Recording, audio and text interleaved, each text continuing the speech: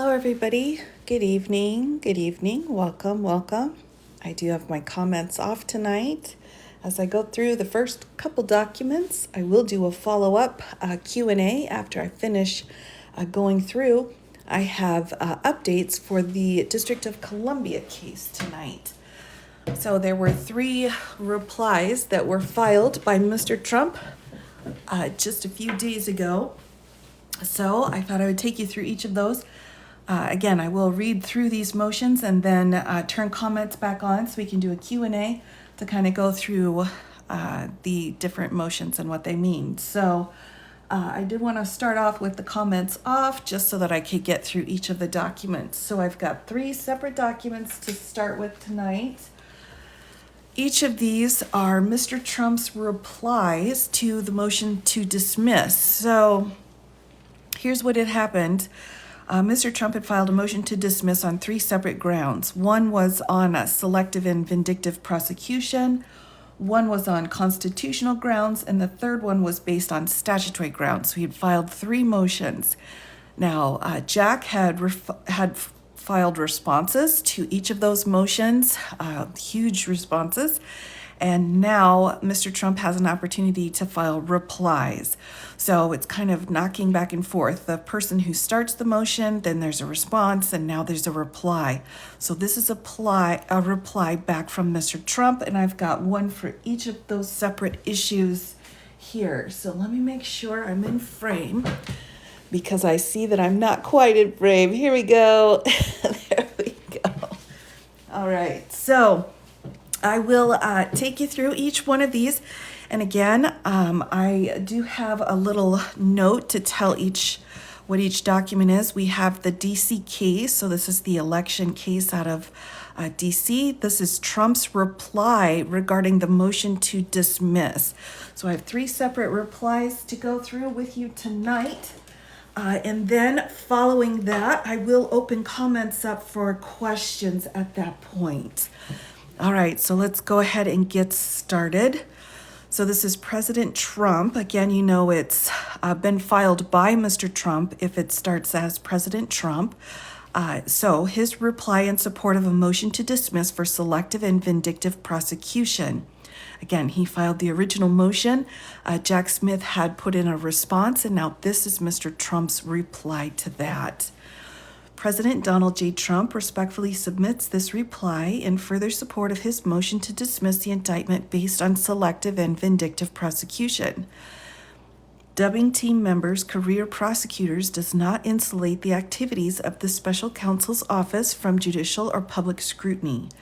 The reliable media reports submitted by President Trump, which are based on information from other career prosecutors and government officials, demonstrate the unconstitutional nature of the investigation by the special counsel's office and the line prosecutors. If the career prosecutors in this case wanted to dispute the content of those reports, there was a straightforward way to do so: submit declarations by first-hand witnesses denying the operative facts under oath. If, for example, the New York Times falsely reported that President Biden told others that President Trump should be prosecuted, then why not give the court and the public peace of mind through the submission of competent evidence rather than a blustering brief that's full of venom but deflects on core facts? Of course, he's referring to Jack Smith's response to his motion to dismiss. The answer is simple. The media reports are accurate. Thus, despite all of the special counsel's self-aggrandizing comments about the supposedly unprecedented nature of his manufactured allegations against President Trump, the truly unprecedented aspect of this case is that a sitting president successfully urged the Department of Justice to try to take down his chief political rival and now the leading candidate to be the next president. President Biden was so successful, in fact, that the special counsel brought 2 deeply flawed cases against President Trump and has engaged in a reckless effort to proceed to trial in both as soon as possible, even while President Biden anxiously waits to hear whether he will be charged with crimes by a different special counsel. And we have footnote 1 here. And he's citing a CNN post here where it states Robert Hur is not expected to charge anyone in connection with the mishandling of classified documents at 2 locations connected to President Joe Biden, 2 sources close to the investigation told CNN. So that's exactly the opposite of what he just wrote, but there it is, nevertheless. The Biden administration may not, through this prosecution, retaliate against President Trump for speaking out or for exercising his constitutional right to run for office, nor may the prosecutors do President Biden's impermissible bidding. Because the special counsel's office has not submitted evidence to refute or even dispute President Trump's proof regarding the biased and unconstitutional purpose of this case, the court should dismiss the indictment. In the alternative, the court must conduct further fact-finding. Number 1, there's much more than an indication of insidious bias. The special counsel's office declares without basis that, quote, the factual and legal record contain absolutely no indication of selective or vindictive prosecution. That is not accurate. First, evidence of the insidious and unconstitutional bias at the heart of the prosecution team, in this case, emerged within days of the 2020 election. On November 12 of 2020, Deputy Special Counsel J.P. Cooney and Senior Assistant Special Counsel Molly Gaston signed a letter to then Attorney General Bill Barr, in which they declared that allegations regarding election fraud were false. And then footnote number 2. And we're citing a website down here. Cooney and Gaston signed that letter as Assistant United States Attorneys at the U.S. Attorney's Office for the District of Columbia without any basis in fact or any investigation to support their sweeping claim. Then footnote 3. The U.S. Attorney's Office for the District of Columbia eventually spearheaded the investigation of President Trump until the appointment of Special Counsel Jack Smith. Cooney, Gaston, and others in the U.S. Attorney's Office, including Senior Assistant Special Counsel Thomas Windom, led the investigation and chose to transition to the Special Counsel's office after Special Counsel Jack Smith was appointed. Cooney and Gaston are now prosecuting the indictment in this case, in which they have alleged that senior leaders of the Justice Department told President Trump on multiple occasions that various allegations of fraud were unsupported. For Cooney and Gaston, at least, this outcome was predetermined before mid-November of 2020. What followed then cannot accurately be characterized as a thorough and impartial investigation guided by facts and applicable law. Rather, as the unrebutted facts makes clear, the prosecutors decided to charge President Trump regardless of the facts. In February of 2021, Cooney proposed a wide-ranging effort to target President Trump that concerned even the Federal Bureau of Investigation. Cooney's proposal was ultimately rejected because, among other things, it treaded on First Amendment protected activities. During the same month, then acting U.S. Attorney for the District of Columbia, Michael Sherwin, began agitating for a hammer while physically carrying the seditious conspiracy statute around his office. In March of 2021, during a 60 Minutes interview in violation of DOJ policy, Sherwin declared publicly that President Trump was being targeted by the DOJ and suggested that statements from soccer moms had moved the needle. Then we have footnote 5 here, and then we're citing a CBS News article. In November of 2021, Senior Assistant Special Counsel Thomas Windom put forward an investigative proposal targeting President Trump's close associates, which was met with flat rejection, with one FBI official declaring, quote, "You don't have enough to issue subpoenas," end quote. In the weeks that followed, rather than recognizing the lack of evidentiary basis for grand jury proceedings, Windom discreetly asked a different agency if it might help with the biased project the FBI had declined to pursue. Second, as President Trump criticized the Biden administration and suggested that he would run in the 2024 election, President Biden urged his inner circle that President Trump was a threat to democracy and should be prosecuted. President Biden also said privately, again, this is a motion filed by Mr. Trump to support his original motion to dismiss. that he wanted Attorney General to act less like a ponderous judge and more like a prosecutor who is willing to take decisive action. The Biden administration intentionally leaked these comments to the media in early 2022 so that President Biden could improperly provide instructions to and exert pressures on prosecutors and investigators without engaging in direct communications, as is clear from the fact that the article sourced the operative remark to two people familiar with his comments.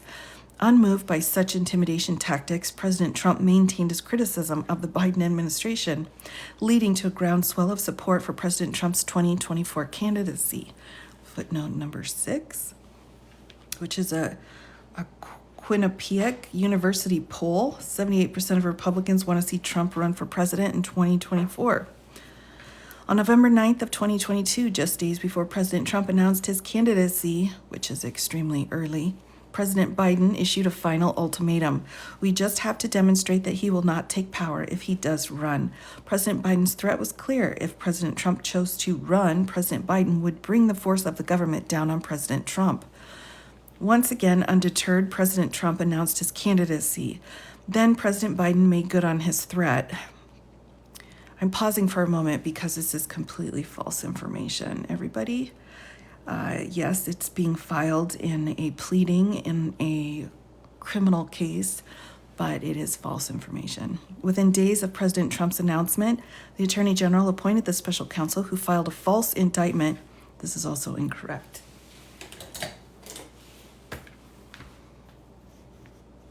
Against President Trump in Florida in June of 2023, after President Trump publicly criticized President Biden and the special counsel for engaging in prosecutorial misconduct and improperly weaponizing law enforcement to harm his campaign. This indictment followed. Number 2, the motions are supported by evidence. Right, let me make sure I'm in frame again, everybody. Here we go. Again, just as a reminder, I will be doing a Q&A after I finish reading through these. The motions are supported by evidence. The special counsel's office has relied on media reports from the Washington Post and other sources throughout this case when the prosecution approved of the reports' substance. Footnote number 7, which he's citing multiple documents here. Because President Trump relies on 2 articles the office appears not to like, at least in public, the prosecution seeks to relegate them to a level of spurious allegations contrived from 2 newspaper articles citing anonymous sources. The court should see through that ploy. The reports at issue are not, as the prosecution claims, based on rumor and innuendo. The Washington Post article, I'm pausing for a moment. Since when are we citing newspaper articles in a legal motion? I'm pausing. That's unacceptable. The Washington Post article is based on internal documents, court files, congressional records, handwritten contemporaneous notes, and interviews with more than 24 current and former prosecutors, investigators, and others with knowledge of the probe. The New York Times article is attributed to interviews with more than 12 people, including officials in the Biden administration and people with knowledge of the president's thinking, which is impossible, all of whom asked for anonymity to discuss private conversations. For example, President Biden's instruction that President Trump should be prosecuted is sourced by 2 people familiar with his comments. That is not authenticated at all. That is not a valid use of evidence. Citing United States versus Canu, the prosecution argues that the media reports are insufficient. In Canu, the court found that the defendant's evidence was, quote, too far removed from the actual prosecuting authorities in the case, end quote. Here, the proffered evidence directly implicates President Biden as well as line prosecutors. Accordingly, in the absence of first-hand declarations to the contrary, there is no basis for disregarding or diminishing the evidence submitted by President Trump in support of his motions. Number 3, the presumption of regularity does not apply. The presumption of regularity that the special counsel seeks to hide behind is entitled to no weight under these circumstances. The presumption arises in ordinary cases because prosecutors, quote, are designated by statute as the president's delegates to help him discharge his constitutional responsibility, end quote. Under the Take Care Clause, i.e. every president's constitutional obligation to take care that the laws be faithfully executed, U.S. v. Armstrong, and Article 2, Section 3. In this case, President Biden has driven a prosecution that is wholly inconsistent with that clause and is instead motivated by a constitutionally prohibited desire to pursue election interference. This is blatantly false information. By punishing President Trump for his protected speech. This is also false information. His decision to run for office and his status as the leading candidate in the 2024 election. The evidence also demonstrates that prosecutors at time acted based on similar political bias. This is also false, which led them to make unsupported assertions and press for investigative steps that violated the Constitution. Also incorrect. Thus, there exists a type of clear evidence to the contrary that warrants setting aside the presumption of regularity under Armstrong. 4, the motion establishes a prima facie cases of selective prosecution. Once the presumption is appropriately stripped away, this extraordinary fact pattern, coupled with the history of prosecutorial inaction in connection with controversial presidential transitions and other elections, is sufficient for President Trump to make out a prima facie case of selective prosecution. So I would say there is no other case involving an insurrection previously. So that analysis is not valid. The case is unconstitutionally selective and motivated by a discriminatory purpose. Let's take a look and see. I do like to just read the documents, but if there's just blatant false information, I feel the need to point it out. Administration singled out President Trump based on an unconstitutional considerations, and the special counsel's office acted as President Biden's inappropriate direction. That is not true. He doesn't have that authority to do that. The office claims that none of the 7 other elections identified by President Trump as comparators involved deceitful and corrupt efforts to defeat a government function or block the certification of legitimate results of a presidential election. And he's citing the indictment here, or he's citing the government's response. However, a law review article cited by the office describes the 1800 election as having involved protracted and intentional delay by Federalists in the House of Representatives, a growing threat of indefinite deadlock, and fear of a constitutional crisis and possible revolt. And I would make it noted this was prior to the 12th Amendment, in which the Electoral College was overhauled. So this is actually not even relevant anymore. The prosecutor's efforts to distinguish the 1800 election boil down to wrongful political judgment in a politically motivated case, that Jefferson's conviction regarding the outcome was sincere, whereas Trump's was not. Similar self-serving discretionary judgments pervade the office's efforts to distinguish the other 6 elections cited by President Trump. These are not the sort of distinctions that can defeat a selective prosecution motion in light of the record regarding the investigation and prosecution at issue. Seeking to deflect, the special counsel's office declares that individuals prosecuted in the physical presence cases relating to January 6th are, quote, obvious comparators closer at hand, end quote. However, none of those cases involved the package of charges levied against President Trump or focused on speaking out against election fraud and irregularities, as opposed to physically entering the Capitol. Consequently, even the politically motivated prosecutors responsible for this case did not care to bring the seditious conspiracy charge that Sherwin pre-selected. Moreover, the prosecution's impermissible motives are laid bare by the citation to the Rhodes case.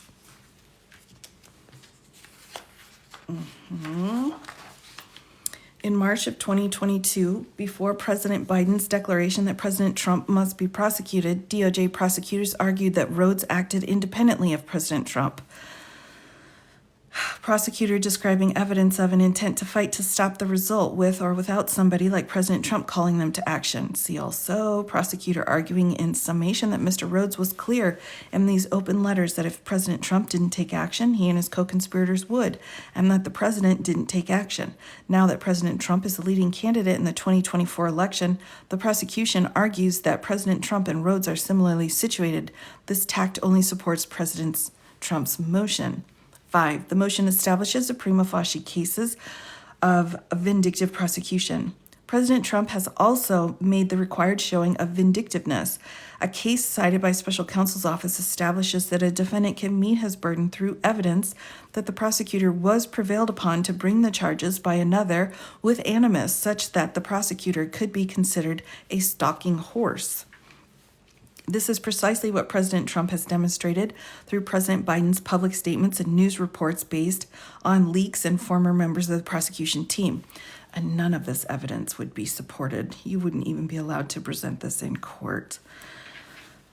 The special counsel is President Biden's stalking horse. In highly publicized cases in the district in Florida, and the line prosecutors took politically biased steps during the investigation that suggests they also have personal stakes in the outcome.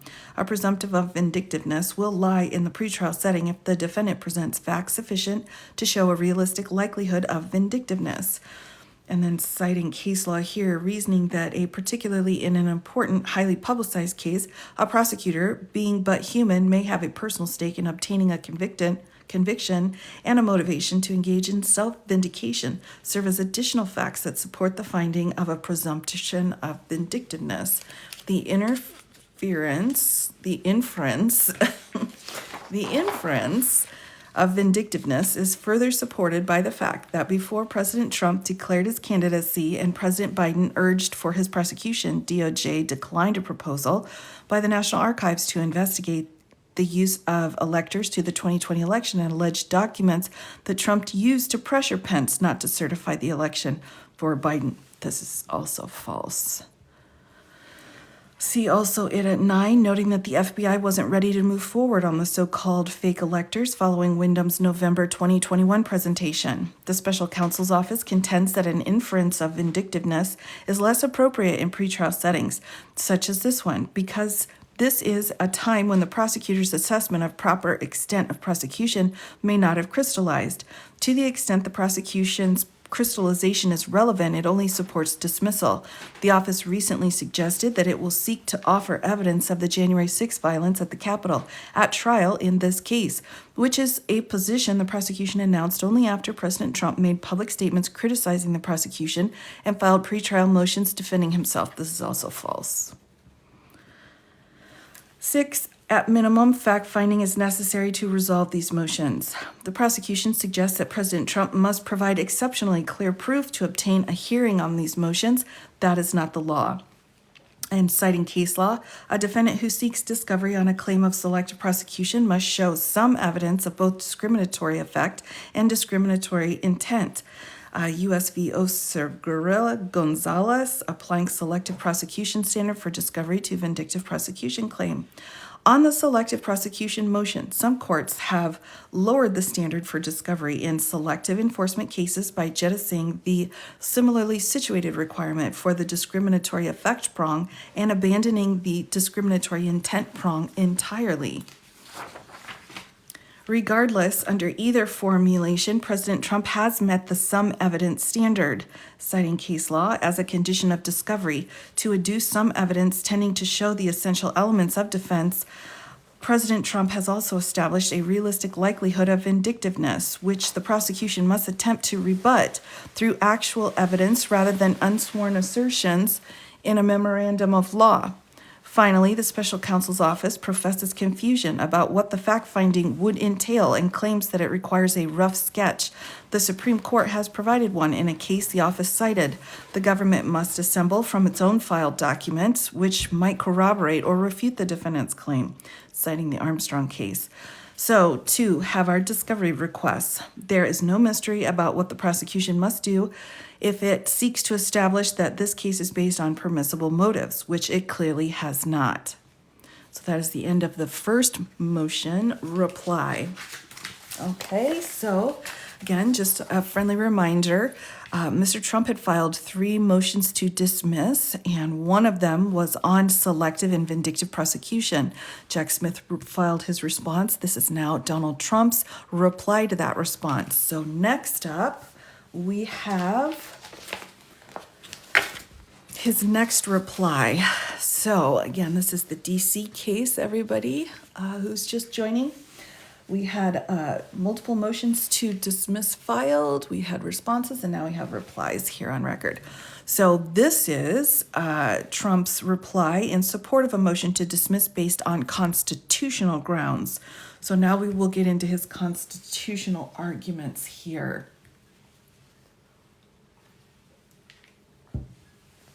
All right, here we go. And again, a friendly reminder, I will be doing a Q&A after I finish these documents tonight. So here we go. And again, if there is any blatantly false information, I feel the need to absolutely point it out. Here we go. Introduction. Election advocacy, including petitions to elected officials for the redress of election-related grievances, is a fundamental, time-honored tradition of our country. The First Amendment guarantees that the president, just like every other individual, may speak out on this subject and call Congress to action. Others are just as free to disagree and urge Congress to take a different course. That's how our country works and why the Constitution prohibits the state from acting as the arbiter of truth on matters of public concern. Citing Alvarez. Dissenting opinion. Yet, that is exactly what the prosecution seeks. Rather than conceding, as it must, that election advocacy is one of the broad areas in which any attempt by the state to penalize purportedly false speech would present a grave and unacceptable danger, prosecution seeks to install itself as America's censor with roving authority to criminally prosecute all who speak out against its approved narratives. The prosecution has no such mandate. Accordingly, the indictment is unconstitutional on its face and must be dismissed. Additionally, even if the First Amendment permitted charges on this basis, which it emphatically does not, President Trump's acquittal before the United States Senate forecloses retrial before this court, as do the Constitution's guarantee of due process and fair notice. Okay. Number 1, the First Amendment bars the prosecution in its entirety, subsection A. All charges in the indictment rest solely on allegations of core political speech and advocacy. Hand-waving the First Amendment, the prosecution states that President Trump had a right, like every American, to speak publicly about the 2020 presidential election, and even to claim falsely that there had been outcome-determinative fraud during the election and that he had won, but claims President Trump violated the law because he allegedly did not stop there. Thus, the prosecution premises its entire case on the notion that President Trump did more than make supposedly false claims about the election's outcome. But what more did President Trump do, according to the prosecution? He made more supposedly false claims about the outcome of the election. Dozens of specific claims that there had been substantial frauds in certain states and that dead people had voted in Georgia. The prosecution generally asserts that the defendant used those lies as an instruments of his 4 criminal offenses, and the defendant used those knowingly false statements regarding specific facts to commit the crimes charged in the indictment, but the prosecution does not identify any conduct involved in those crimes other than making, in their view, supposedly false statements about the election's outcome. Thus, the indictment does not allege that the defendant used lies to commit crimes. It alleged that he told supposed lies, and those lies are the crimes. That's interesting. Thus, the indictment does not charge speech in furtherance of a crime. It charges pure speech crimes. Well, that's fascinating. I mean, it's wrong, but fascinating. The reason the prosecution does not identify any non-speech or non-advocacy conduct charged in the indictment is that there is none. Every charge in the indictment rests on core acts of political speech and advocacy that lie at the heart of the First Amendment. Likewise, all factual allegations in the indictment pivot on the indictment's core theory that President Trump allegedly engaged in fraud and obstruction by repeatedly contending in public and to government officials that the outcome of the 2020 presidential election was tainted. A comprehensive review of the indictment reveals that every operative allegation charges President Trump with engaging in acts of public speech and political advocacy about the election's outcome. First, the indictment alleges that President Trump made a long series of public statements about matters of enormous public concern, criticizing the administration of the 2020 federal election, claiming that fraud and other irregularities tainted the outcome of the election in particular states, and making claims about the scope of the vice president's constitutional authority in certifying the election. These public statements include numerous postings on Twitter about these topics. All of these allegations center on the prosecution's core theory that President Trump supposedly spread lies that there had been outcome determinative fraud in the election and that he had actually won. Second, the indictment alleges that President Trump made statements to DOJ officials claiming that fraud and irregularities tainted the outcome of the election and urging them to act accordingly. Again, every single allegation contends that President Trump purportedly falsely urged to such federal officials that there had been significant fraud or irregularities in the 2020 presidential election. Third, the indictment alleges a series of communications to state officials claiming that fraud and or irregularities had tainted the election outcome in their states and urging them to act accordingly. As above, all these allegations center on the claim that President Trump stated supposedly falsely to these state officials that there had been significant fraud in the administration of the election in their states. Fourth, the indictment alleges a series of communications with Vice President in his legislative capacity as President of the Senate, claiming that fraud and irregularities tainted the election's outcome and urging him to certify the election accordingly. The indictment alleges attempts to make similar communications to other members of Congress as well. As with the DOJ and state officials, the indictment alleges that these statements by President Trump asserted that there had been outcome determinative fraud or irregularity in the election, and that was the basis on which he urged those officials to act. Fifth, the indictment alleges that President Trump was involved in efforts to organize and submit contingent slates of alternate electors. That's a false use of that word. From states, whether the outcome of the election was disputed. According to the indictment, these contingent slates of electors were designed to allow the president in his communications with the vice president to justify the exercise of the vice president's authority to certify the election in defendant's favor or delay its certification. Once again, the basis for organizing what the indictment calls fraudulent electors was the asserted view that the actual electors were invalid because the election in their state had been tainted by fraud or irregularity.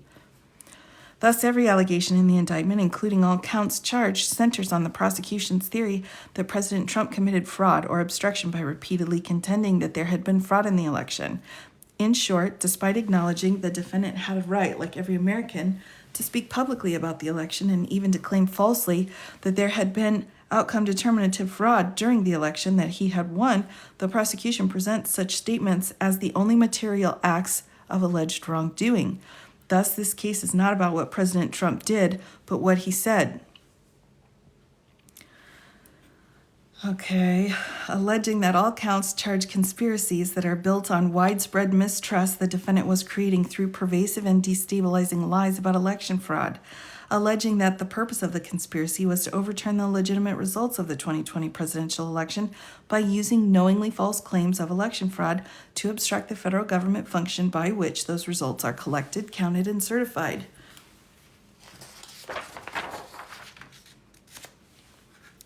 Sub B, claims of fraud in the 2020 presidential election are protected speech. Okay, this ought to be good. Let's see how this goes. President Trump's motion explained in detail that the Alvarez case reflects the Supreme Court's unanimous consensus that the government may not criminalize supposedly false statements about philosophy, religion, history, the social sciences, the arts, and other matters of public concern. Alito dissenting. Breyer concurring in the judgment. In these areas, it's perilous to permit the state to be the arbiter of truth, for the potential for abuse of power in these areas is simply too great. In the political arena, when dispute arises about politically charged topics, which typically involve claims that are not easily verifiable, the threat of criminal prosecution is particularly dangerous and consequently can more easily result in censorship of speakers and their ideas.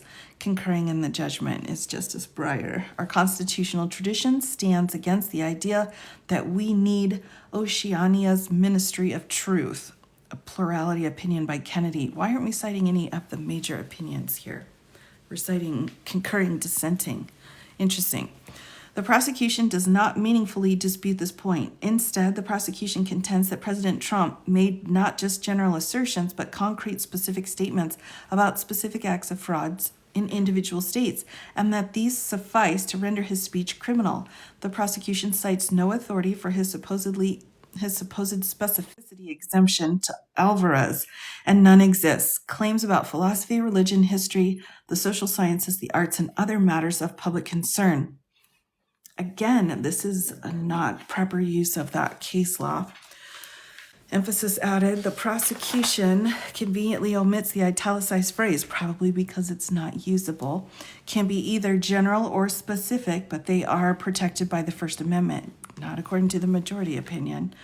The prosecution's attempt to carve out a specificity exception to the core political speech doctrine also runs afoul of the McDonald case, as in McDonald, quote, in addition to being inconsistent with both text and precedent, the government's expansive interpretation of the charged statutes would raise significant constitutional concerns. Under the prosecution's view, any interaction between an elected official and his or her constituent where the constituent makes disputed claims on politically charged issues is the potential basis for a federal investigation and prosecution. That is false. That is completely false. Provided that the government concludes that the claim was knowingly false, the overcriminalization that would result from this interpretation is astonishing, and it is just what the Supreme Court rejected in McConnell. But conscientious public officials arrange meetings for constituents, contact other officials on their behalf, and include them in events all the time. The basic compact underlying representative government assumes that public officials will hear from their constituents and act appropriately on their concerns. Look at that. You have to act appropriately, everybody. Isn't that appropriate? The government's position could cast a pall of potential prosecution over these relationships. Officials might wonder whether they could respond to even the most commonplace requests for assistance, and citizens with legitimate concerns might shirk from participation in the democratic discourse. Well, they're certainly shirking at the moment. Sorry, everybody. The same reason applies here. The government's legal interpretation is not confined to cases involving the facts alleged here, and we cannot construe a criminal statute on the assumption that the government will, quote, use it responsibly, end quote. The court cannot rely on the government's discretion to protect against overzealous prosecutions, and thus a statute in that field that can linguistically be interpreted to either a meat axe or a scalpel should reasonably be taken to be the latter. C. The speech integral to criminal conduct exception does not apply. The prosecution invokes the well-established First Amendment exception, providing that speech integral to criminal conduct is not protected by the First Amendment. But that exception does not apply here. Okay, where all the charged conduct constitutes First Amendment protected speech, to fall within the exception, the speech in question must be integral to some criminal conduct that is not itself a form of the First Amendment protected speech or expression. What is that? That's new and different. Nope. Givney holding that the speech was integral to organizing an unlawful picket designed to implement a restraint on trade was not protected by the First Amendment. Protected speech that is integral to other protected speech or other protected activities like lobbying members of Congress based on a government disfavored viewpoints remains protected speech. Citing case law upholding the federal cyberstalking statute on the ground that it is directed towards courses of conduct, not speech, and the conduct it prescribes is not necessarily associated with speech. Wait, hold on. Is he saying then? Okay, hold on. He's saying that speech that leads to criminal activity is still First Amendment protected speech. This is crazy. This is complete madness. Recognizing that a course of conduct that was compromised purely of protected speech would be protected by the First Amendment. Otherwise, the exception would swallow the rule entirely. Oh my goodness. For example, in this case, the court considered a civil rights conspiracy claim where the acts underlying the conspiracy, such as acts of pamphleting by one union against another, were plainly protected under the First Amendment. The latter union attempted to attach culpability to the first union's act of pamphleteering by arguing, just as the prosecution does here, that any act in furtherance of the object of the conspiracy, even if that act is not unlawful, is actionable. The court rejected this argument because the entire alleged conspiracy rested on acts protected by the First Amendment. That's a completely incorrect reading of that case. The same logic applies here. No, it does not. No act has been committed by President Trump which would take his conduct outside the protection of the First Amendment. So the entire conspiracy charge is unconstitutional. In short, the indictment charges a conspiracy to exercise free speech, which is an obvious oxymoron. Oh my goodness. Contrary to the prosecution's argument, Alvarez strongly supports President Trump on this very point. The prosecution argues that Alvarez's plurality stated that the laws protect the integrity of the government processes, quite apart from restricting false speech, remain valid. In fact, Alvarez was referring to three kinds of laws: statutes that prohibit falsely representing that one is speaking on behalf of the government, that prohibit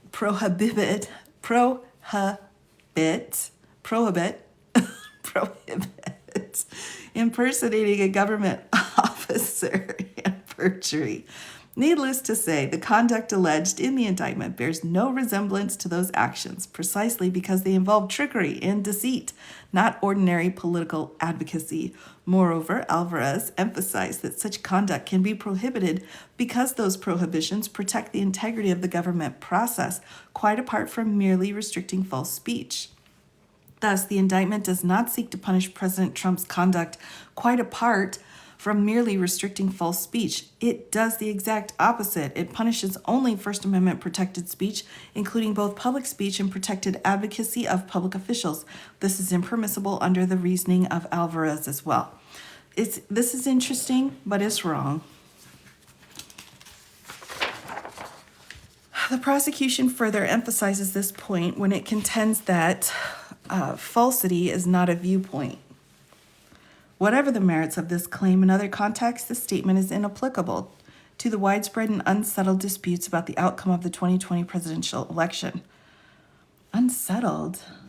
We had 61 cases that were settled, which have no easily verifiable answer. Well, they verified them in 61 cases. Moreover, a law that criminalizes speech questioning the outcome of the election while permitting speech defending the outcome of that election would involve obvious and blatantly unconstitutional viewpoint discrimination.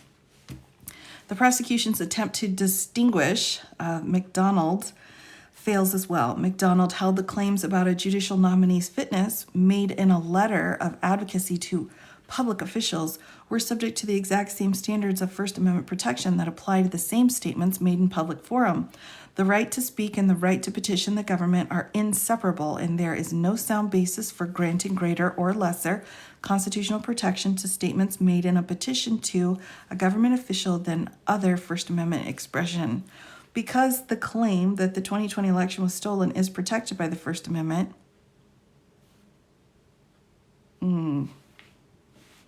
I'm not sure that's true, actually.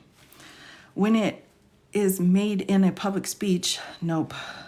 It is equally protected by the First Amendment when it's made to government officials in an act of petitioning advocacy. Wow, this is completely false, but interesting. I would give points for creativity.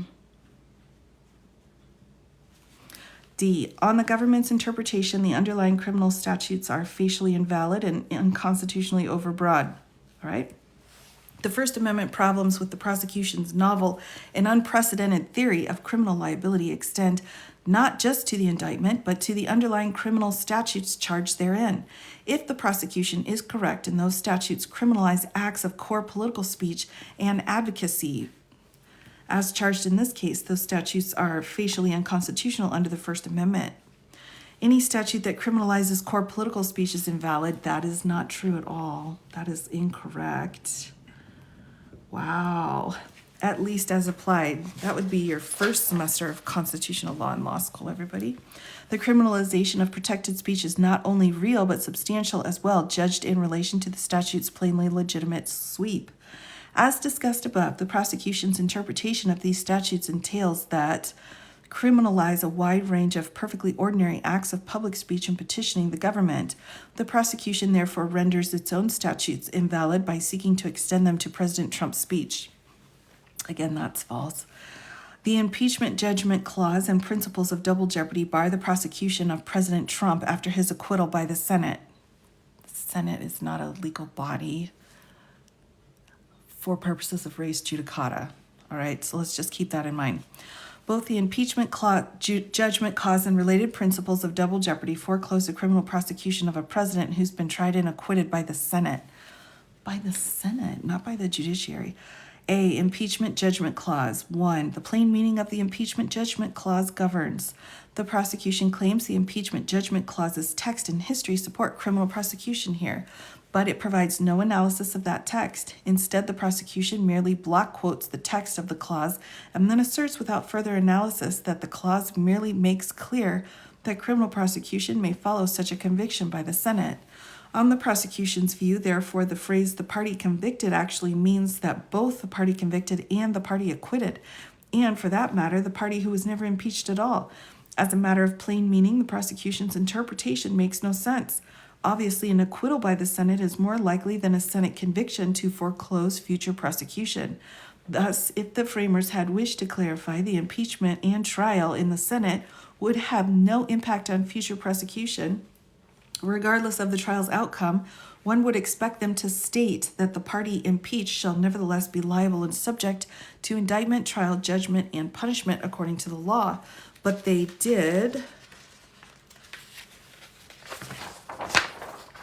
not. Instead, the Constitution specifies that only the party convicted shall nevertheless be liable and subject to criminal prosecution.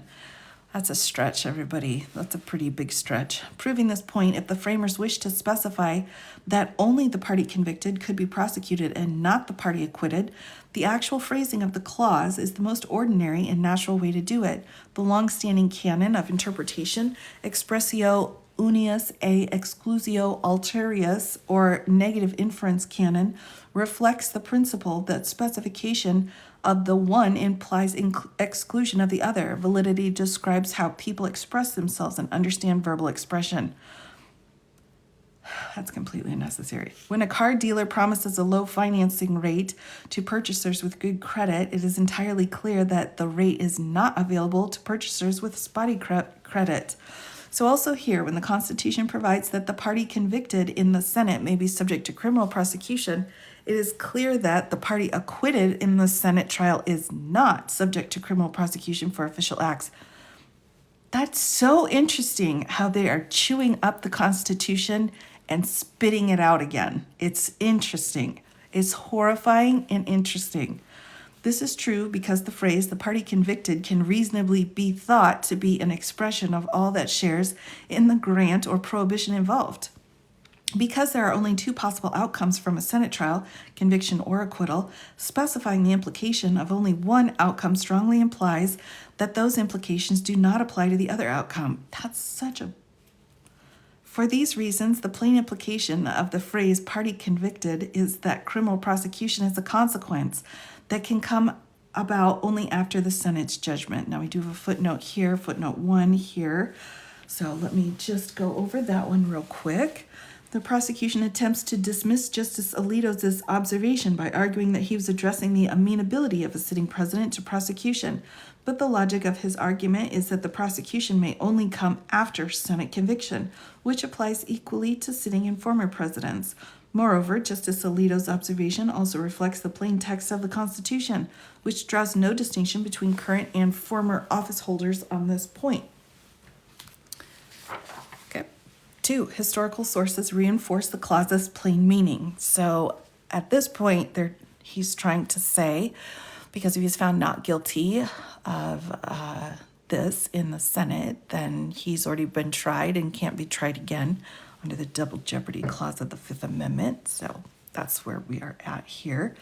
Because the clause's meaning is clear, there's no need to consult historical sources to resolve any ambiguity. Said no constitutional law person ever. But even if there were, the most authoritative and persuasive historical sources confirm the clause's plain meaning. Take, for instance, Hamilton's comments in Federalist number 69.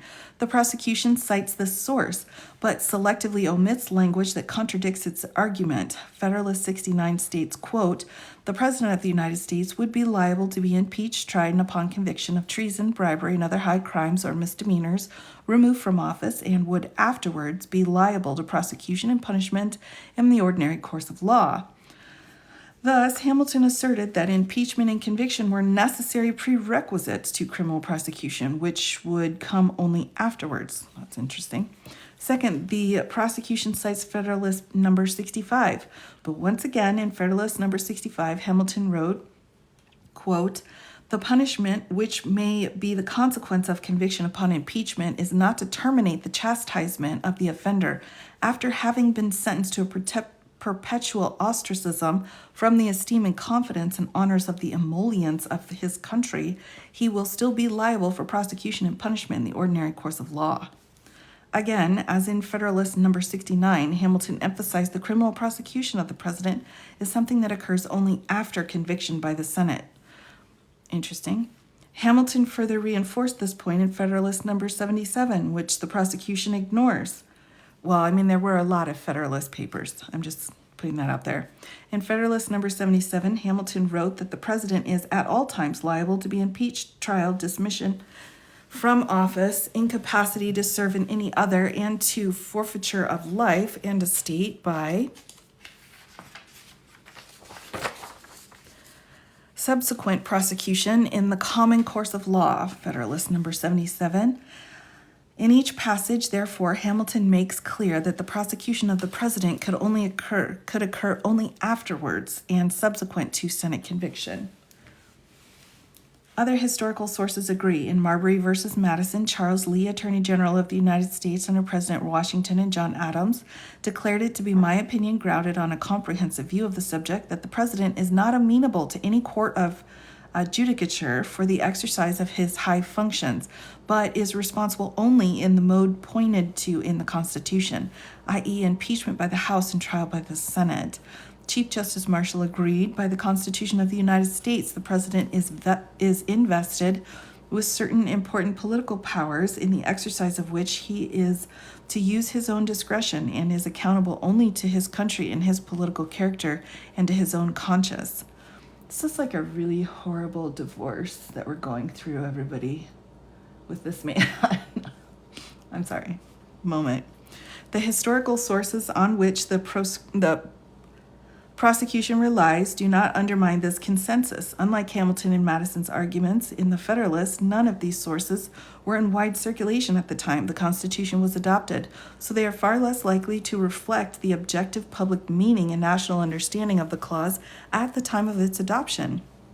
James Wilson's brief comment at the North Carolina ratifying convention referred to the potential prosecution of U.S. senators, not presidents, so it's inappropriate here and is governed by a separate constitutional provision, the Speech and Debate Clause. As noted above, James Wilson's views on specific question at issue here, the impeachment or prosecution of the president, appear a few pages earlier in the same book, as quoted by the U.S. Supreme Court in Clinton v. Jones, quote, "Far from being above the laws, the president is amenable to them in his private character as a citizen and in his public character by impeachment." Edmund Pendleton's view were expressed in a private letter to James Madison and thus can be viewed as opinions of but one man. Pendleton expresses his view in the context of criticizing the very concept of impeachment by Congress as inappropriate and more fitting for the judicial branch. Quote, "I do not see any material reason for having taken this trial, i.e. impeachment proceeding, out of the judiciary course, and, quote, the mode of prosecution, i.e. impeachment, as generally practiced is not a favorite with me." So it is no surprise that he adopts the minority counter-textual view that the judicial branch retains the authority over criminal prosecutions, since his whole point in the letter is to suggest that even impeachments should have been lodged in the judicial branch in the first place. Representative Dana's comments in 1798 likewise reflect the views of a single representative over a decade after the Constitution was ratified, and they were addressing an entirely different topic, i.e., whether the underlying offense for the impeachment proceedings must itself be a crime. Finally, the prosecution misreads Justice Story's comments by, once again, selectively quoting them. Justice Story commented that because the direct consequences of impeachment include only removal from office and disqualification, it was necessary for the Constitution to contain a provision that the common tribunals of justice should be at the liberty to obtain jurisdiction of the offense. Otherwise, it might be a matter of extreme doubt whether a second trial for the same offense could be had, either after an acquittal or a conviction in the court of impeachments. In sum, Justice Story stated that it made sense for the Constitution to contain a provision specifying the consequences of conviction after impeachment for future criminal prosecution to avoid the extreme doubt about whether criminal prosecution would follow. The Constitution does so, of course, by specifying in the impeachment judgment clause that the party convicted may be impeached. As Justice Story's own logic indicates, its failure to authorize prosecution for the party acquitted raises at very least extreme doubt that the acquitted party may be prosecuted. 3. The impeachment judgment clause embodies structural protections for the presidency that are deliberately rooted in political processes. The prosecution invokes the Constitution's structure, but it presents no argument actually relying on the structure. Instead, it makes policy arguments that do not cite any original sources, but are drawn entirely from the 2000 OLC opinion on this topic, which was drafted 212 years after the Constitution's ratification. In this argument, the prosecution contends that impeachment and criminal prosecution serve entirely distinct goals, that a Senate impeachment trial may reflect a technical and procedural determination rather than a factual conclusion, and that partisan loyalties or popular sentiment might influence a Senate's decision to convict or acquit. In each case, the prosecution argues as a policy matter that the criminal prosecution should be treated as independent from impeachment in a Senate trial, because the Senate trial might not result in an acquittal of a president whose political enemies deem him guilty. This argument flips the Constitution's structure on its head. The impeachment judgment clause and all its related impeachment clauses provide the president with critical structural protections from attacks by his political opponents. Interesting. The requirements of impeachment by the House and conviction by 2/3 of the Senate ensure that the president cannot be removed from office and subsequently prosecuted and imprisoned without a widespread political consensus in favor of that result. The fact that partisan loyalties or popular sentiment might influence the Senate's decision, or that the Senate's decision might rest on the technical or procedural determination rather than a factual conclusion, is a feature, not a bug, of that system. The impeachment judgment clause ensures that the momentous step of removing the chief executive from the office and sending him to prison cannot be achieved unless a widespread political consensus reflecting 2/3 of the U.S. senators from across the nation supports and explicitly authorizes that goal. That is a critical structural protection reflected in the Constitution's separation of power. To allow federal prosecutors to circumvent this judgment by prosecuting an acquitted president would utterly defeat this critical structure protection. I'm just pausing for a moment because this is absolutely ludicrous. That is why the Supreme Court has repeatedly emphasized that the constitutionally established political checks like impeachment and Senate trial, not criminal prosecution, provide the remedy for a president accused of criminal wrongdoing. As the Supreme Court stated in Fitzgerald, oh my gosh, not the Fitzgerald case, political checks like the credible threat of impeachment and vigilant oversight by Congress keep abuse of presidential authority in check, not the threat of prosecution. A rule of absolute immunity for the president will not leave the nation without sufficient protection against misconduct on the part of the chief executive. There remains a constitutional remedy of impeachment. In addition, there are formal and informal checks on presidential action. The president is subject to constant scrutiny by the press. Vigilant oversight by Congress also may serve to deter presidential abuses of office, as well as make credible the threat of impeachment. Other incentives to avoid misconduct may include the desire to earn re-election, the need to maintain prestige as an element of presidential influence, and a president's traditional concern for his historical stature. The structural protection of the Constitution provides that a president is amenable in his public character by impeachment, and that, quote, with respect to acts taken in his public character, that is, official acts, the president may be disciplined principally by impeachment. To support its structural argument, the prosecution twice cites Alexander Hamilton's statement in Federalist Number 65. Hamilton's writing, however, directly contradicts the prosecution's argument. In Federalist Number 65, Hamilton argued that precisely because the prosecution of a president will seldom fail to agitate the passions of the whole community and to divide it into parties more or less friendly or inimical to the accused, it would not be entrusted to a court, but should be assigned only to political body, the U.S. Senate. A well-constituted court for the trial of impeachment is an object not more to be desired than difficult to be obtained in a government wholly elective. The subjects of its jurisdiction are those offenses which proceed from the misconduct of public men, or in other words, from the abuse or violation of some public trust. They are of a nature which peculiar propriety be denominated political, as they relate chiefly to injuries done immediately to society itself.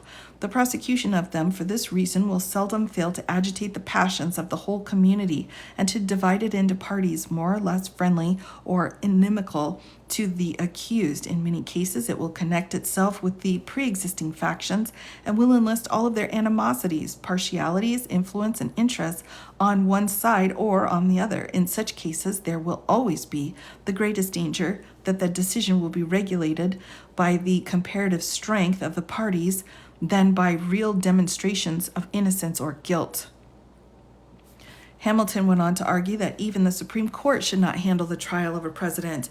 The awful discretion which a court of impeachments must necessarily have to doom to honor or to infamy the most confidential and the most distinguished characters of the community forbids the commitment of the trust to a small number of persons. These considerations seem alone sufficient to authorize a conclusion that the Supreme Court would have been an improper substitute for the Senate as a court of impeachments.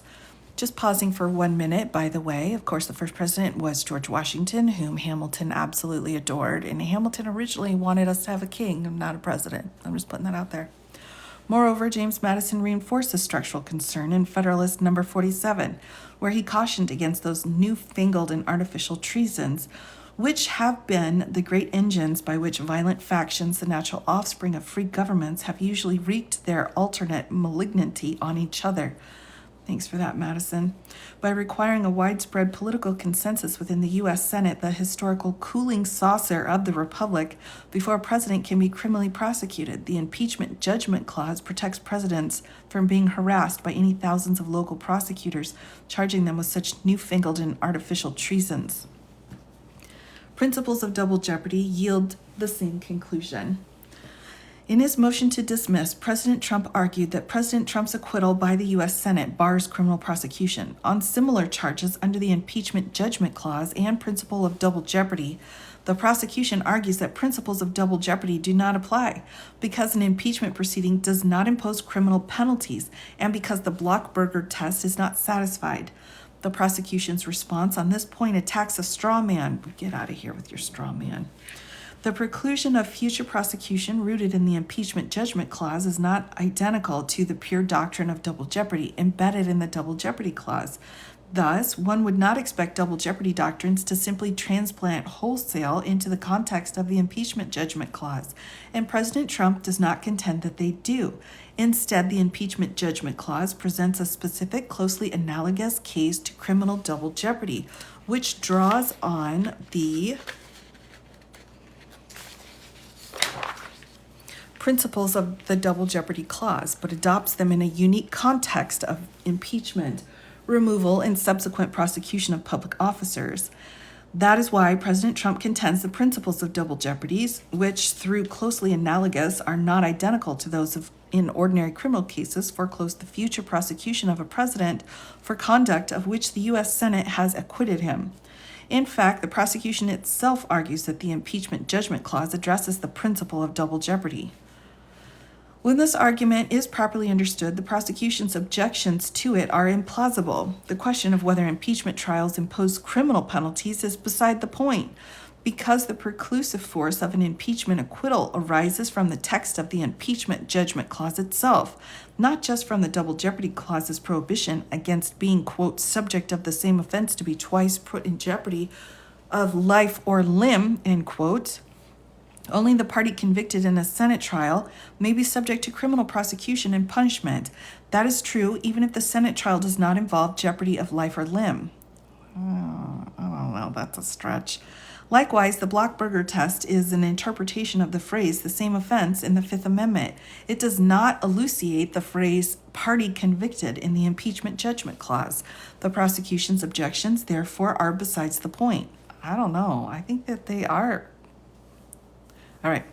Most fundamentally, the impeachment judgment clause and the related principles of double jeopardy instruct that the executive branch, including the prosecution, lacks authority to second-guess the determination of acquittal made by the United States Senate, the body to which the Constitution explicitly entrusts its authority. Once the U.S. Senate has determined through a politically accountable procedure that the president's conduct does not warrant the lesser penalties of removal and disqualification, the executive branch cannot then seek to impose the graver penalties of imprisonment or death for the same conduct. To do so violates the impeachment judgment clause, the double jeopardy clause, and the separation of powers by allowing the special counsel to encroach on an area exclusively reserved for the legislative branch. The prosecution has no answer to this fundamental point. It's a very interesting argument. I would say it's very interesting. The indictment violates due process principles of fair notice. A. President Trump did not have fair notice that political speech is a crime. Whoa. Come on. President Trump addresses the prosecution's argument about whether he had fair notice about the charges in count 4 in greater depth in his reply. Let's just take a minute, everybody. Let's look to count 4. Count 4 is conspiracy against rights. So let's just take a look real quick and see what that language says, just so that we know what they're talking about here. It says, Donald J. Trump did knowingly combine, conspire, confederate, and agree with co-conspirators, known and unknown, to the grand jury to injure, oppress, threaten, and intimidate one or more persons in the free exercise and enjoyment of a right and privilege secured to them by the Constitution and laws of the United States. That is, the right to vote and to have one's vote counted. That's count 4, everybody. All right. In greater depth in his reply in support of the motion to dismiss on statutory grounds, which is incorporated by reference herein. As argued in President Trump's motion to dismiss on constitutional grounds, these fair notice problems afflict the entire indictment, and the court should dismiss the indictment in its entirety. And the principal reason is on page 1 of the prosecution's brief. President Trump, the prosecution proclaims, stands alone in American history for his alleged crimes. That admits the novelty of the prosecution's criminal theories, and such unprecedented novelty is antithetical to constitutional requirements of fair notice. All right, so I think they're saying here, because this has never happened before, then it can't be criminal because he doesn't have notice that what he did was wrong because no one's ever done it before. Interesting. The prosecution does not dispute that there have been many challenges to the counting of electoral votes and the zero federal prosecution or even suggestions that the challenges are criminal. That the charged conduct in the same category as those historical examples indicates that no one reasonably understood that 18 U.S. Code sections 241, 371, and 1512 proscribed that conduct. Based on the historical evidence, application of those statutes to the alleged conduct would indeed be an unforeseeable and retroactive judicial expansion of them. In short, President Trump is not asking for an extreme level of factual specificity. He's asking for evidence that his conduct clearly violated federal law. And that's what the trial is for, right? Instead, the prosecution flips the analysis on its head. That's the second time we've used that phrase. The prosecution says at 40 that the absence of prior prosecutions is not equivalent to a line of judicial precedent, treating that conduct at issue as non-criminal. But the test is not whether a court said President Trump's conduct was not criminal. The test is whether a court, or to be sure, the statutes themselves clearly say it was. Furthermore, because fair notice standards track the clearly established prong of qualified immunity, yikes, it is the prosecution's burden to show that. That is the prosecution needed to provide examples where similar conduct was found criminal or at least fell clearly within the statute's proscriptions. It has not done so.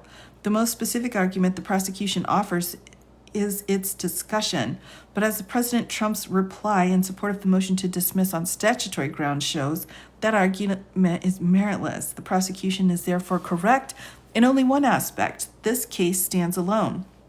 And that admission cuts to the heart of the Due Process Clause's fair notice requirement.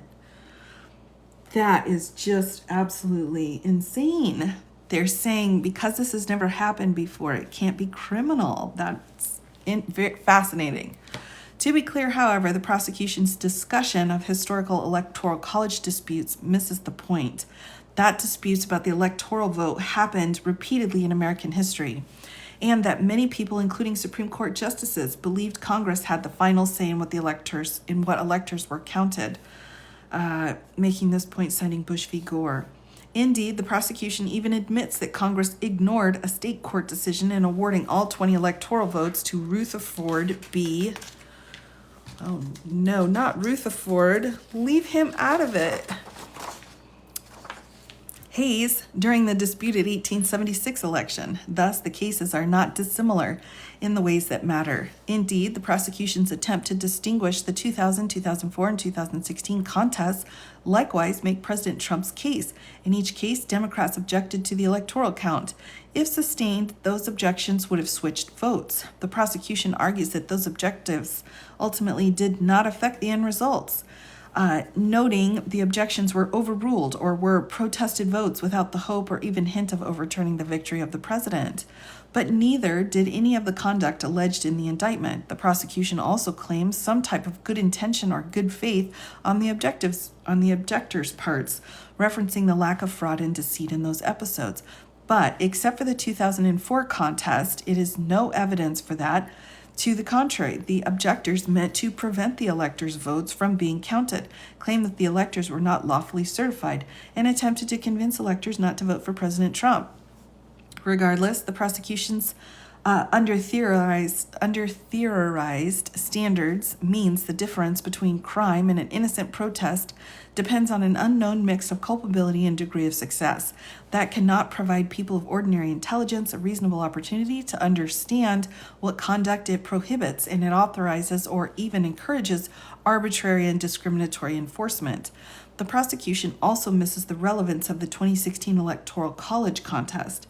During that contest, 3 electors in Washington pledged to support Hillary Clinton in the Electoral College, but they decided to cast their ballots for someone else to encourage other electors, particularly from those from states Donald Trump had carried, to follow their examples. They were, as news sources indicated, part of a cabal seeking to stop Trump from taking the White House despite his electoral victory. That is indistinguishable from this case, yet nothing indicates those electors or anyone else faced federal charges or that such charges were ever contemplated. The prosecution, to be sure, claims that applying the facts alleged in the indictment to be the well-established statutory elements would not require any sort of novel judicial construction. That incorporates the prosecution's statutory arguments, which fail for the reasons set out in the reply in support of the motion to dismiss on statutory grounds. But the historical analysis President Trump provides bolsters his point. It provides a regular course of practice that liquidates and settles the meaning of the underlying statutes, and settles it against reading them as covering the charged conduct, or at least shows the statutes do not plainly cover the conduct alleged in the indictment. Conclusion: the indictment should be dismissed with prejudice, meaning it cannot be brought again. Okay, so, all right, so that was the second one.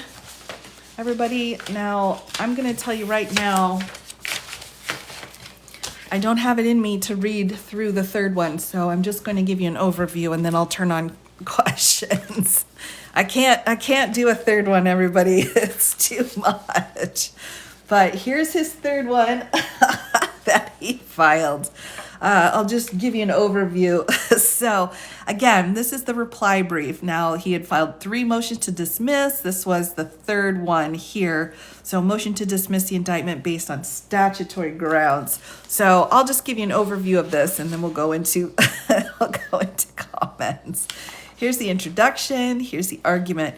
Count 1 of the indictment must be dismissed. A, the prosecution does not show the indictment alleges deceit, trickery, or dishonest means.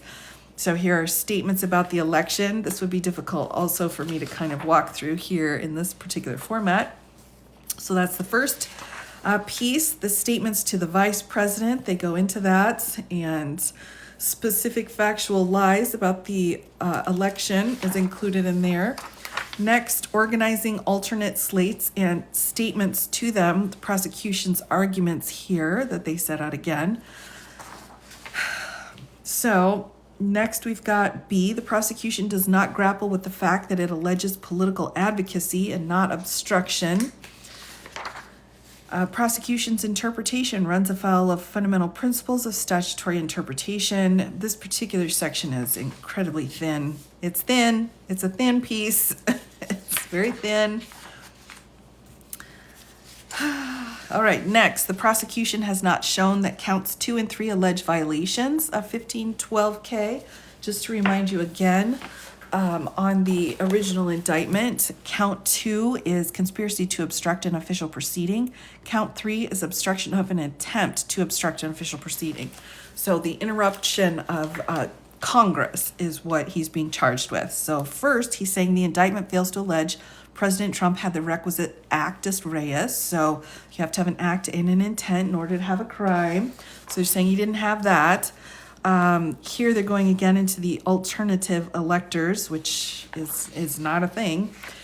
State official contacts again, going into the Nixon v. Fitzgerald case in immunity.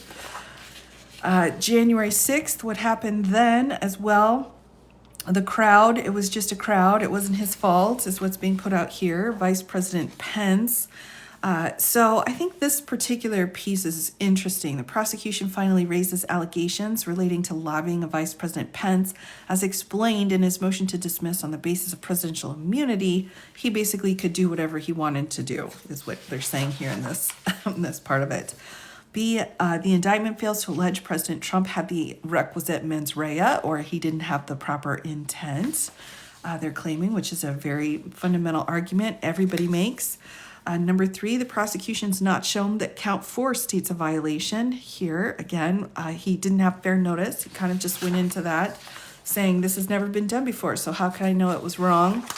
It's part of his argument there. And then B, the prosecution fails to undermine President Trump's other arguments. So they're saying, and, you know, everything else we said was great, and you guys didn't put a good argument forward. So in conclusion, he said again, let's dismiss with prejudice. Okay, everybody. So that's the brief overview of the 3rd one. Let me go ahead and put comments on here and see if I can kind of figure out what has been going on here. So thank you all for joining me. Yep. Exactly. It was a lot. Yes. That was a lot, everybody. It really was. It was a lot. Yes, that was something else, wasn't it? Your brain hurts. I know. I know. It was a lot. Oh, my goodness. Good evening. Yes. Hello. Yeah, it's a lot. I mean, I get it. You have to make your arguments. You have to zealously represent, but this is just like fundamental con law 101. Can the lawyers be fined or get into any trouble for all the lies? It seems like they should, doesn't it? It seems like if you are knowingly filing false information in a court motion that you should get into trouble. It seems like that should happen. It seems like that. No, you left your hair done out too long. Oh my gosh. Never happened before. Yes, because it's not happened before. He didn't have any notice that it was wrong. He didn't know it was wrong because it's never happened before. like a blender motion. I think so. Yes, absolutely. Okay, everybody. Yes. Now the third one, again, I just didn't have it in me to go through tonight, but here is the third one for anyone who is interested. It's the motion to dismiss based off of statutory grounds. So if you pull up this case number right here, you're going to look for document 163, and you can get a PDF of it. You can pull it up and get it yourself. It's 27 pages. And I mean, it's interesting. It's just, it's a lot. It's a lot, everybody. It's a lot. Yeah. I mean, this idea of, because he was found not guilty during the impeachment situation, that he can't be tried again. I mean, it's fascinating how they're just twisting everything. I think it's very interesting. All laws exist based on crime that's never happened before. Well, yeah. Well, I mean, come on, right? I mean, come on. Oh my gosh. Horse hockey. Drinking game of lies. Oh my gosh. Oh my goodness. Yes. So, yes. So I saw somebody ask. So this is document 163. The one that I just finished, the constitutional grounds, that's document 162. And then document 161 was his original with the selective and vindictive prosecution here. Since when were the Federalist Papers in the Constitution? They're not, DZ. They're not in the Constitution. This is madness, everybody. Complete madness. What? He was impeached in the House, and had the majority of the Senate had voted to convict, but you need a supermajority in the Senate. So there were six. They were 6 senators shy of convicting. So 6 senators. That's it. 6 senators away from a conviction. Jack Smith's response: "Stop wasting the governor's time." I know. It's a lot. It is a lot. Oh my gosh. Yes, it's a lot, everybody. Said on the Senate floor that he could face criminal.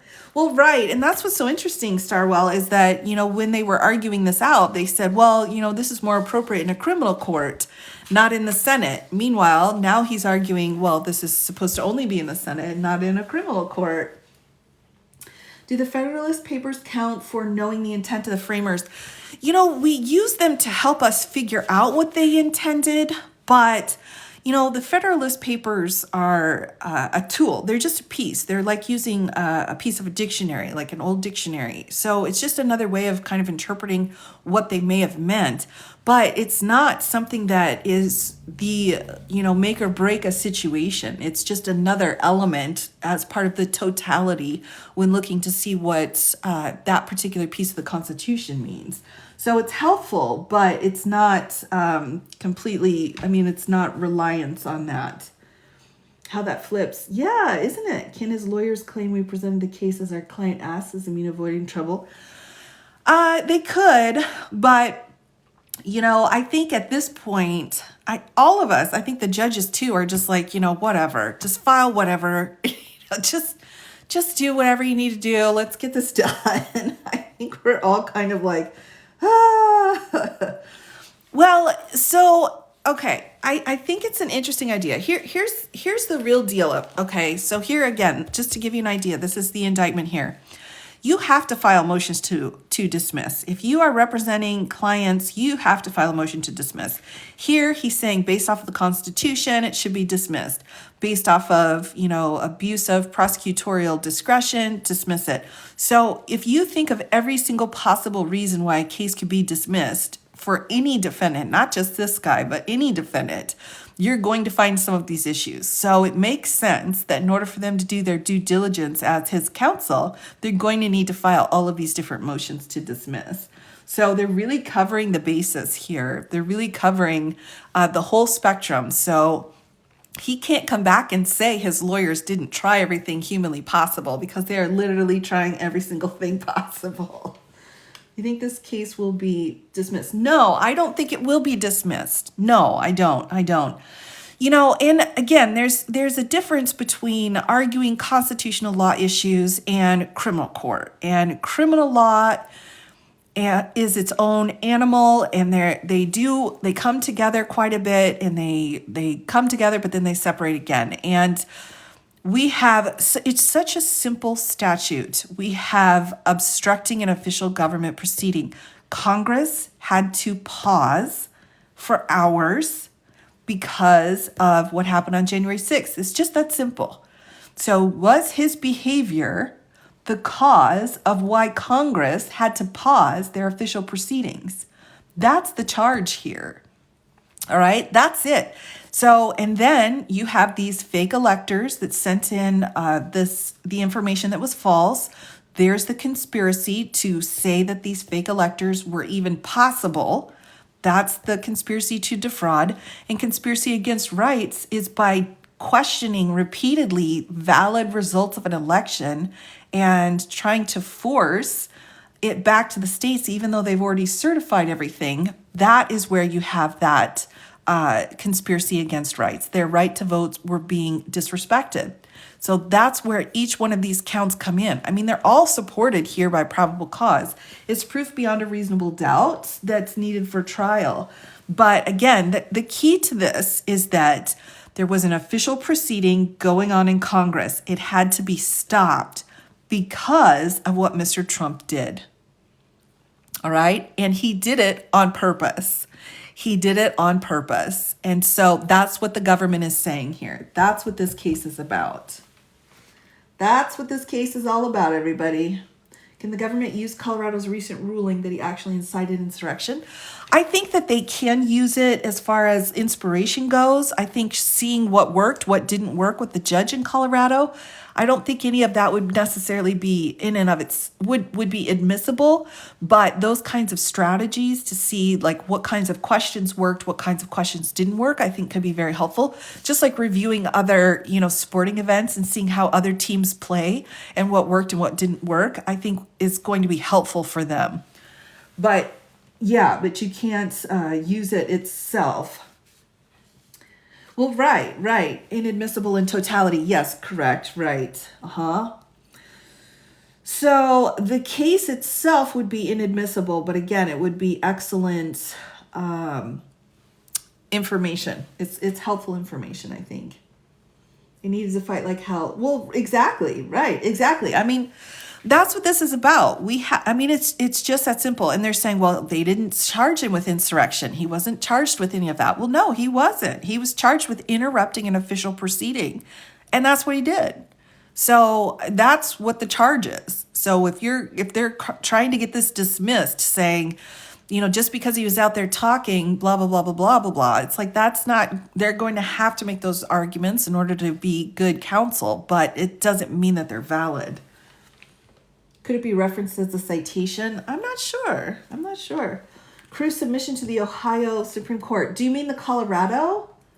You mean the Colorado one? Because I did have that. Isn't it a violation of their oath of office? That's a good question. That's an excellent question. An excellent question. So would it be a violation of their oath of office to do what they did? I think there could be grounds for that. Yes, in Colorado. Yes. So give me just one moment, everybody. I'll be right back with that.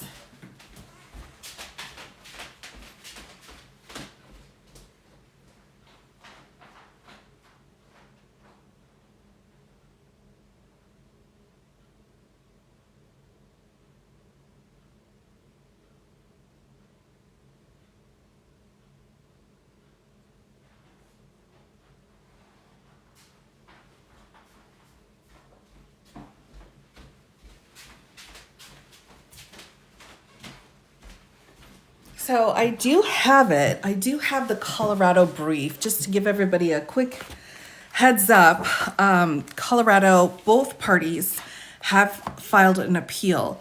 The Colorado side, so the voters, put together a brief, and it is just amazing. And it goes through why they believe the judge was wrong. she did an amazing job when putting this brief together.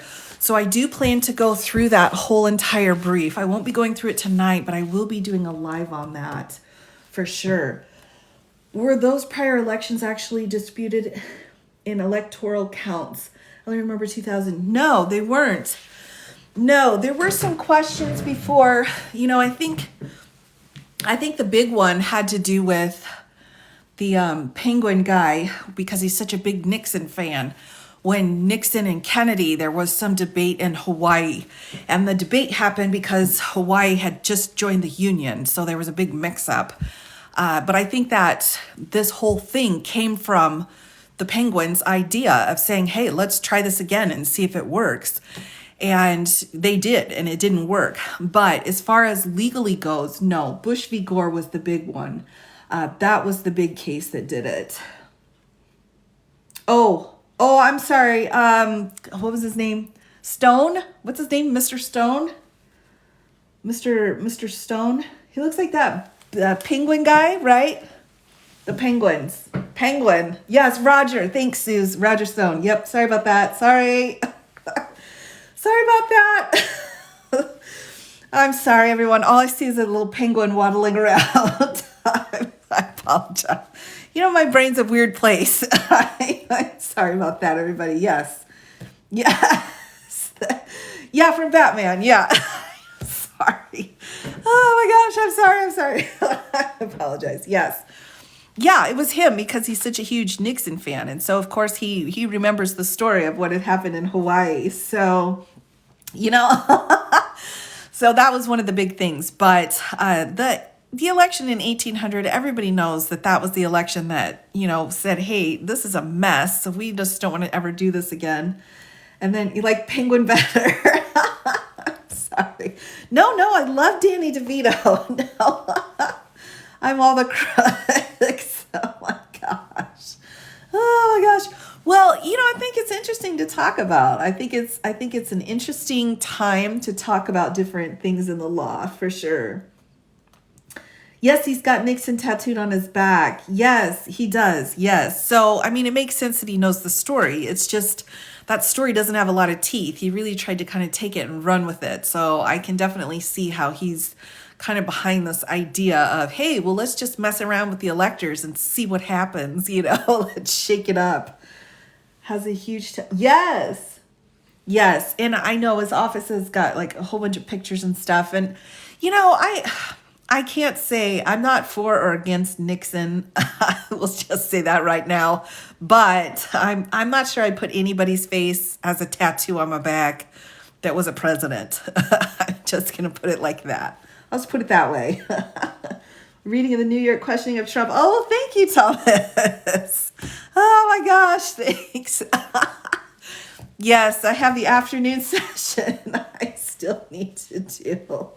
Oh my gosh.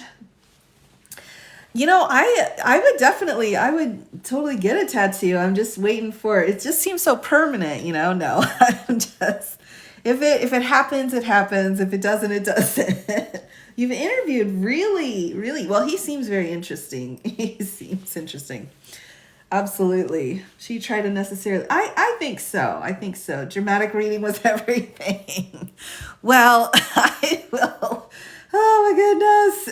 I will definitely be back to read more of those for sure. Who has the PDF link to the transcript? Yes, that's a great question. I'm not sure. I'd be okay with an Obama tag. I don't know, everybody. I don't want to be judgmental, but I think it's hard to really translate an actual realistic picture of somebody onto skin. I'm going to just say it. I think those, there's some really talented artists out there. You got to be careful. I think you just have to be careful. With images, they do hurt. I'm not against it. I'm just, I'm not trying to be judgy here. There are some incredibly talented artists out there. Whenever I see some of their work, that's what always convinces me when I see a especially talented artist. I'm like, well, maybe we could do that. But yes, very interesting. So That was, by the way, that was the DC, but Nixon's a lot. Yeah, I think Nixon's a lot. So that was the update on DC, everybody. Now, I will be doing the Colorado brief at some point. So that is definitely on my list. Now, I do have a couple of other updates too, though, everybody. We have, the Carroll case, the defamation case.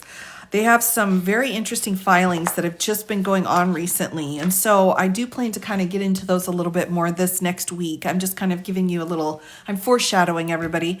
They have asked for some restrictions to be placed on evidence being brought into court. Now, of course, we know January 15th, I believe, is when the trial for damages will go on the Carroll case. So very interesting. I do plan to go through that last filing. I won't be going through it tonight, but I do have that to go through, which is very interesting. So I thought that was interesting. And then we had a couple more filings.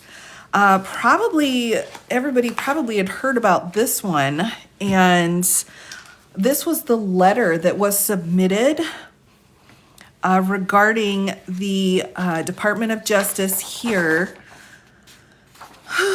because of the gag order. Do we remember? We've had some gag order issues going on here. So the government's submitting a letter here, and they just submitted it on the 23rd of November regarding the appeal in the New York case. Government, we are not the government. True story, Daisy. So I don't know.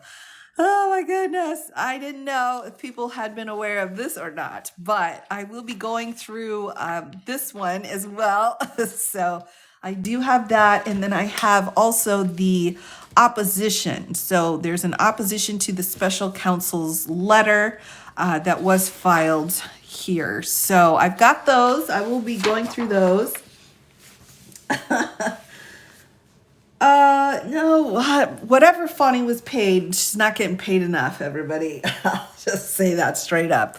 So I do have, yes, the threat assessment. So I will be going through that on my next live. So I will be doing my live tomorrow will be my subscription only live. My Sunday lives are my special thank yous to my subscribers. You certainly don't need to subscribe, but I do like to kind of give a special thank you for those that do. So I do a sub chat only on Sundays. So that will be tomorrow, just to give you a heads up on that. Never enough to pay. Well, true story. Now we have some motions to compel that are due in DC. Just giving you a little heads up here on the calendar, everybody. This is the DC case. So that's what's been set up here. No photos. No photos. Oh my gosh. We have a status conference in Florida, which may or may not happen. And then that flips us into December. Now, December 6th is when the Colorado Supreme Court has set the 14th Amendment argument. So that is new addition to our calendar here. Steve Bannon's trial's also been set for May. That's also been added, but that's way later down the road. But this was really the biggest new addition. Also, we've got motions in Georgia due on the 1st. And I'm thinking, Fonnie had filed her motion to set the trial for August. And so I'm thinking the judge will probably rule on that pretty soon as well. So we should have that, some idea of when that will be very soon.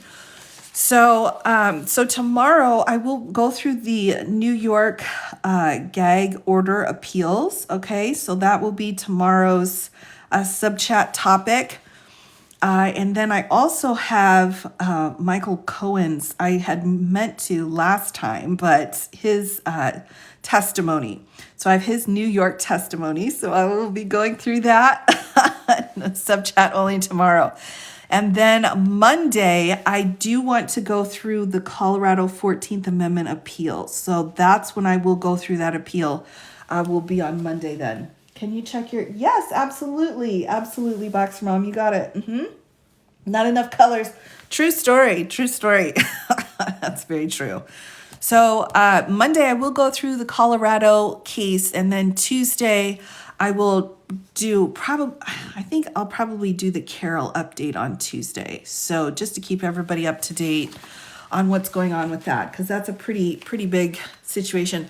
So 7 o'clock Central Time will be when I'm back on again. So that will be my big thing. Now, the other thing I wanted to share with everyone before I sign off here was I had a lot of people asking me about the Sean Combs lawsuit. Okay, so a lot of people have.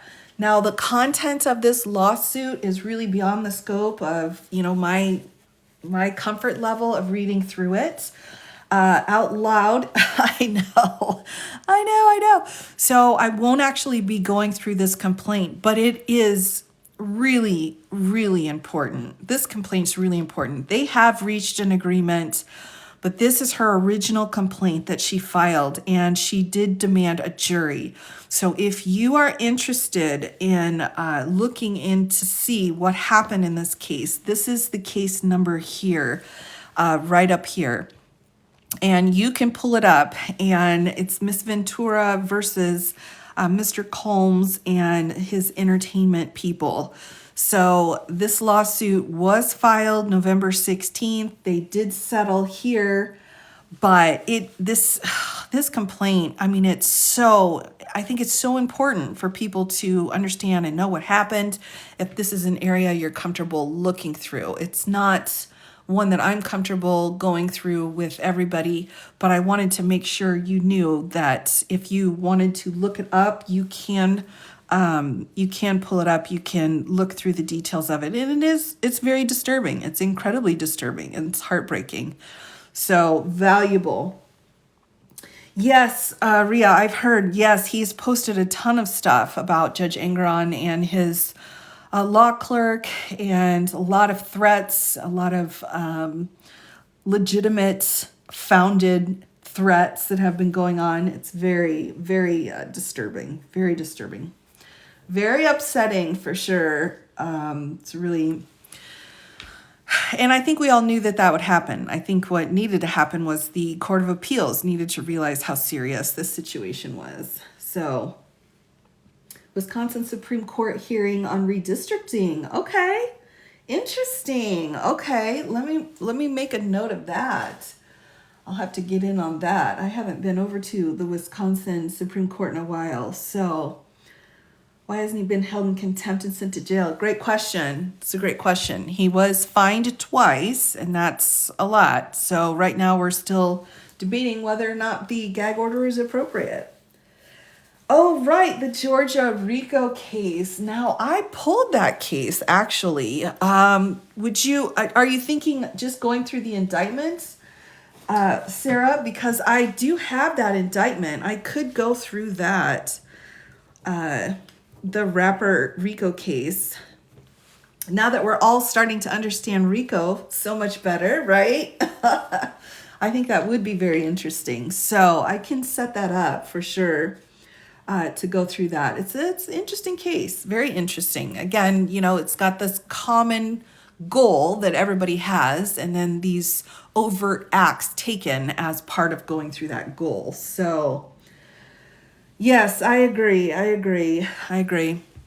Now, the only other thing I had to everybody was that I had promised to go through the way that I annotate the Georgia indictment and do a full reading of the indictment. So I still am planning to do that, and I'm going to be doing that actually it'll probably be about 12 o'clock. I'm going to go tomorrow. So probably 12 o'clock Central Time. I will be just reading through the Georgia indictment and annotating it. So that's the last indictment that I haven't done a full reading on. So I did want to get that one going. So tomorrow at 12 o'clock, I will be doing that. That'll kind of be a little extra bonus one. So I'll be doing the sub chat at 7, my normal time, but I will do a 12 o'clock reading then of the Georgia RICO indictment for the Trump case. How can I find where you've loaded all of these? I have loaded them up on my Tube of You channel. I'm almost up to date. I'm just a little bit behind, but I put almost all of my lives up there. They're completely unedited. They're very rough. I'm sorry, but I just download, then upload them just straight. They're just straight up. And I put them up so you can find them over there on my Tube of You channel. Yep, exactly.